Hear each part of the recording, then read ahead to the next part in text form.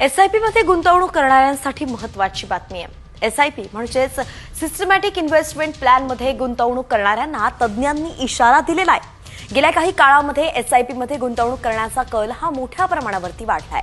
पण आयसीआयसीआय प्रुडेन्शियलचे प्रमुख अधिकारी एन नरेन यांनी एसआयपीत गुंतवणूक करणाऱ्यांना एक इशारा दिलेला आहे. मिड आणि स्मॉल कॅप शेअरमध्ये तर मित्रांनो, हा व्हिडिओ तुम्ही पाहिला असेल, तुमच्या फीडवर आला असेल किंवा बऱ्याच मित्रांनी तुम्हाला फॉरवर्ड केला असेल. तर यामध्ये न्यूज चॅनलवर दाखवलंय की कोणीतरी आर्थिक तज्ञांना सावधानतेचा इशारा दिला आहे. Breaking news, breaking news, breaking news.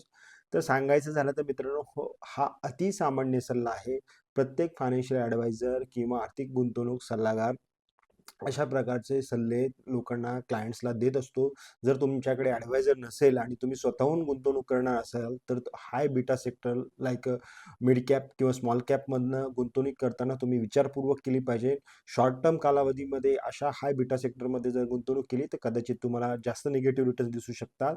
Long टर्मसाठी हे सेगमेंट तुमच्या रिस्क पोझिशन सायझिंगनुसार तुम्ही निवडले पाहिजे.